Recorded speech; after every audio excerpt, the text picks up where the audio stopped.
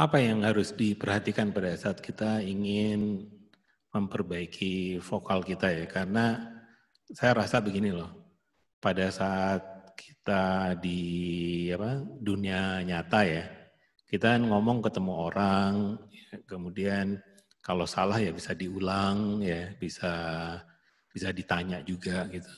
Nah di dalam pertemuan virtual itu kan waktu pendek ya. Kemudian kita juga dibatasi oleh benda di depan kita, bisa smartphone, bisa juga komputer gitu.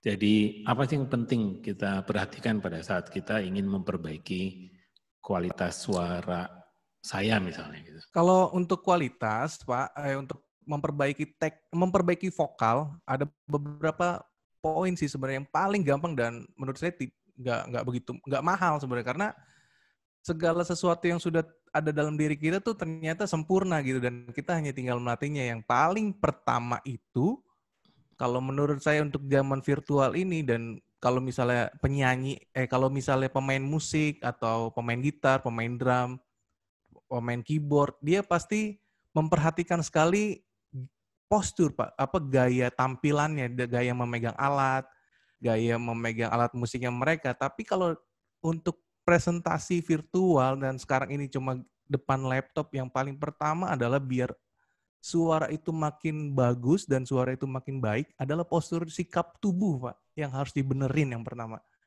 Yang pertama, kita tidak boleh bongkok gitu untuk nafasnya sempurna mengalir dari hidung menuju ke diafragma ya, karena vokal diafragma. Kalau Alatnya itu tuh kalau orang itu posisinya duduk itu ya, jadi seperti iya, saya itu kalau enggak. posisinya duduk. Jadi Yang pertama gimana? tuh nggak boleh bongkok. Jadi Oke. kita harus tetap tegak, mata itu harus tetap, kalau dari tekniknya seperti saya belajar dengan Pak Dani, mata itu harus tetap melihat layar laptop, tapi punggungnya tidak boleh bongkok, Pak, karena semakin bongkok itu membebani suara gitu, membebani Oke. nafas. Jadi kita ngos-ngosan. Makanya kadang baru presentasi cuma 15 menit tapi udah oke, Pak. Jadi gitu. Itu karena posisi duduknya tuh udah nggak bener menurut kita gitu. Jadi Oke. yang paling pertama, yang paling dasar adalah posisi duduknya tidak bongkok, tidak nyender gitu kalau kita sebagai speaker di meeting online. Yang paling gampang ambilnya gimana, Mas? Kalau misalnya kita berdiri, ya enggak lah. Kalau berdiri kan agak sedikit ribet ya, Pak. Karena kita harus siapin stand yang tinggi. Tapi kita berpikirnya adalah kita duduk aja. Saat kita duduk itu adalah kita, kenapa saya bilang tidak boleh bongkok dan tidak boleh nyender, kita harus menunjukkan sikap bangga. Sebenarnya intinya bangga bahwa ya kita jadi speaker depan, ditonton orang, beberapa partisipan meeting seperti ini, kita pasti pertamanya adalah bangga. Jadi pas kita dalam diri kita udah bangga nih, jadi segala penghambat atau apapun yang menghambat dalam suara kita itu pasti lewat, Pak. Karena kitanya udah bangga. Oh ya, gue bangga nih jadi pembicara hari ini. Jadi kita bangga. Dan disitunya vokal pasti keluarnya dengan baik, sempurna. Seperti itu, Pak. Itu yang paling paling gampang sih. Adalah memperbaiki postur tubuh. Sikap Oke, tubuh jadi yang satu. pertama adalah posisi atau postur tubuh ya yang harus Yes. dijaga Diperbaiki. dalam kebanyakan kita kan posisinya duduk ya. Jadi bagaimana tubuh tidak menyender atau bungkuk. Iya, tidak menyender Nah, dan tidak bungkuk. dan juga rileks tapi juga tegak dan disugesti ke diri kita bahwa situasinya kita sedang bangga sebagai pembicara atau bangga sebagai peserta dari pertemuan virtual. Oke. Virtual. Yang lain apa, Don?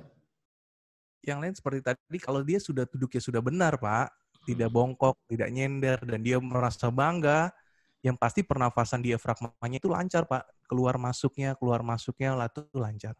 Dan kenapa sih kok diafragma, Mas? Kenapa kok diafragma bukan paru-paru? Paru-paru itu hanya traktor. Kalau untuk vokal keluar itu diafragma.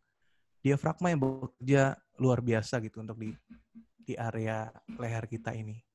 Jadi kalau posisi duduknya ini, dia akan mengalir terus, nafasnya lancar, diafragmanya aman, pasti keluar vokalnya baik. Nah, latihannya gampang banget sebenarnya, Pak, untuk Gimana itu? latihan diafragma itu.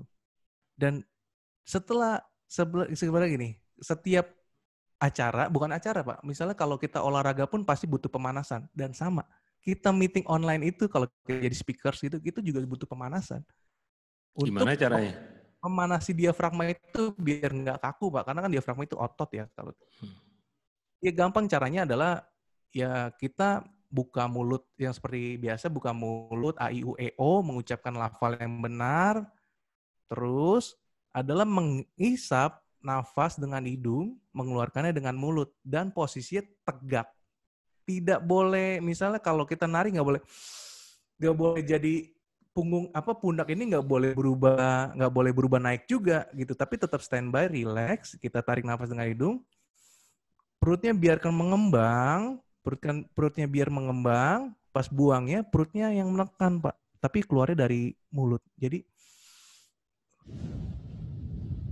gitu. Sebelum mulai presentasi virtual atau seperti mau jadi speaker atau mau tanya jawab di meeting online, itu sebaiknya lakukan pemanasan yang paling mudah dulu sih.